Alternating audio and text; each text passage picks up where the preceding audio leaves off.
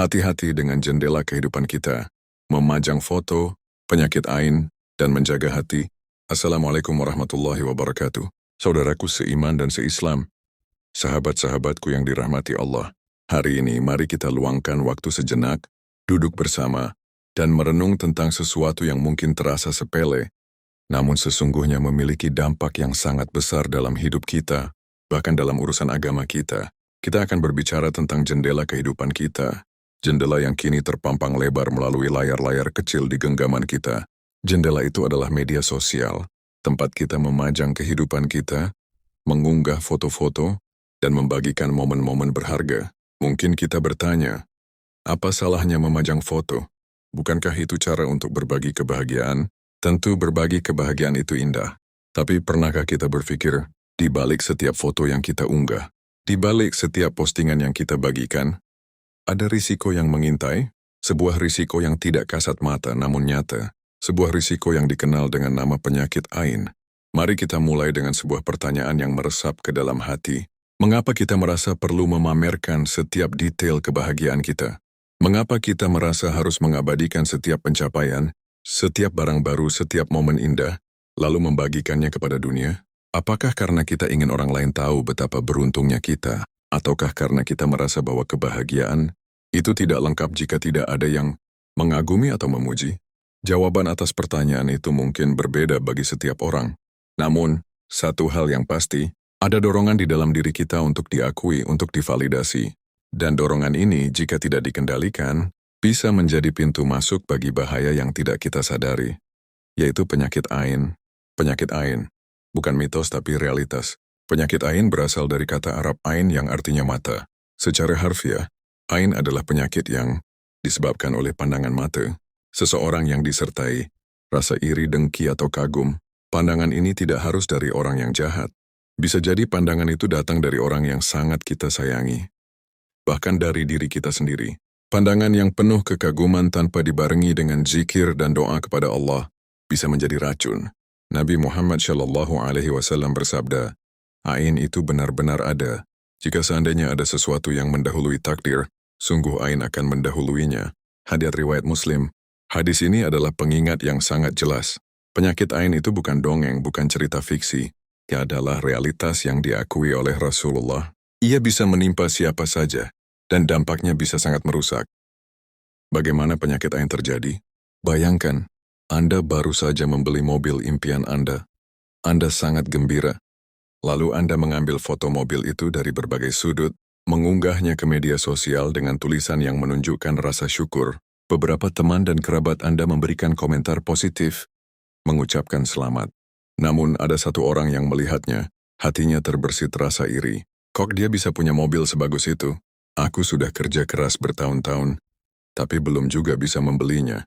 Pandangan mata yang disertai rasa iri ini, bahkan tanpa ia sadari, bisa menjadi panah beracun yang menembus kehidupan Anda. Atau, contoh lain, Anda baru saja melahirkan anak yang sangat tampan atau cantik. Tentu Anda ingin berbagi kebahagiaan ini dengan seluruh dunia. Anda memajang foto-foto anak Anda, mengunggahnya di media sosial. Semua orang memuji, wah lucu sekali, ganteng cantik sekali.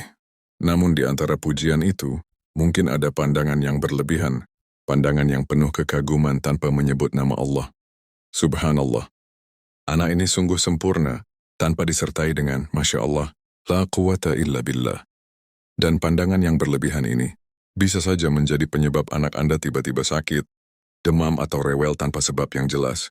Penyakit ain tidak selalu datang dari orang yang membenci kita. Seringkali ia datang dari orang yang kita kenal, bahkan yang kita sayangi.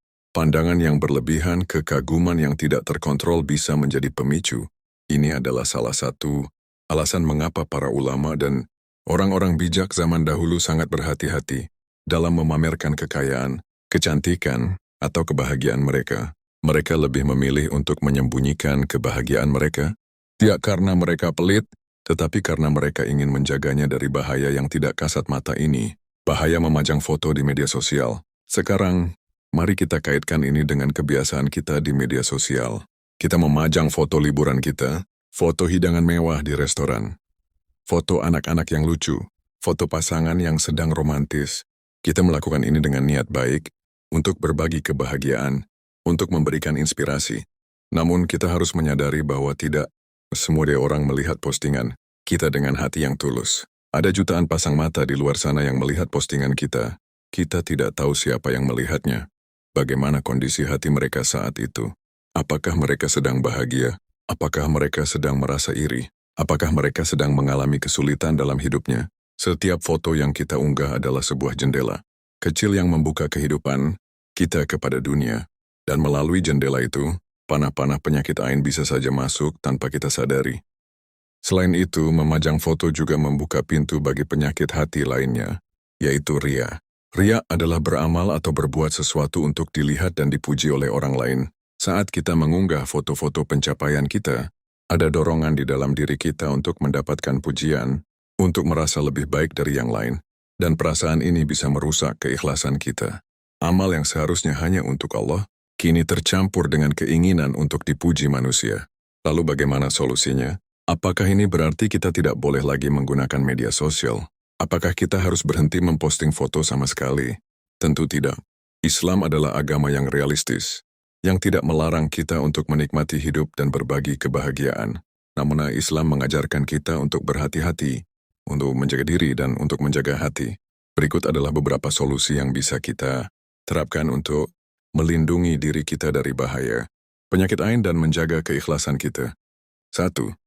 Hati-hati dalam memilih apa yang akan diposting.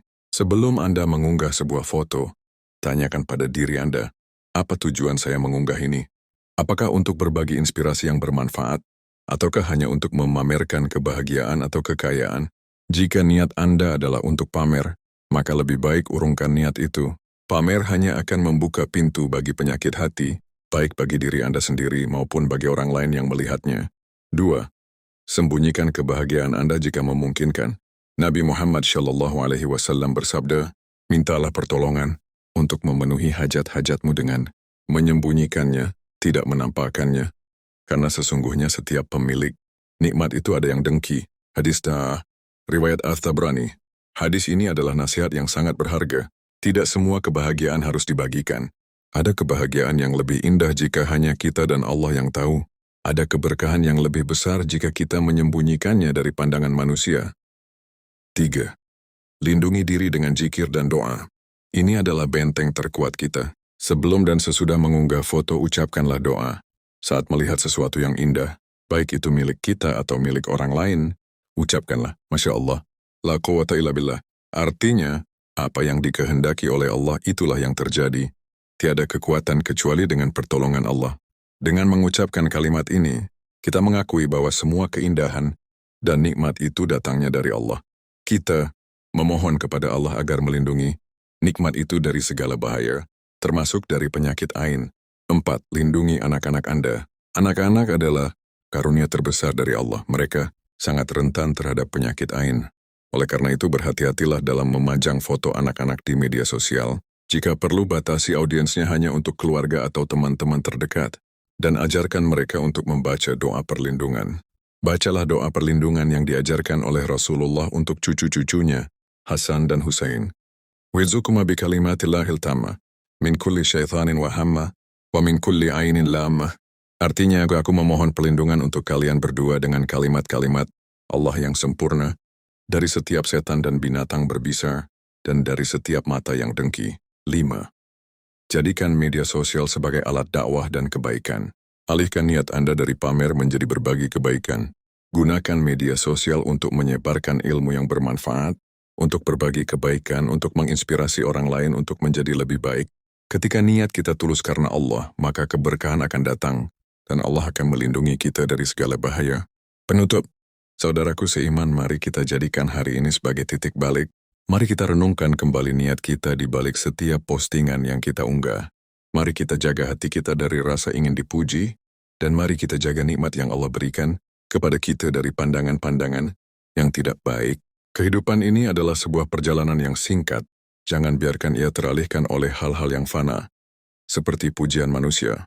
Biarlah kebahagiaan kita menjadi rahasia indah antara kita dan Allah, karena hanya dengan demikian, kebahagiaan itu akan menjadi abadi, dan keberkahan akan senantiasa menyertai kita. Semoga Allah Subhanahu wa Ta'ala senantiasa melindungi kita, menjaga hati kita, dan menjadikan kita hamba-hambanya yang bersyukur. Wassalamualaikum warahmatullahi wabarakatuh.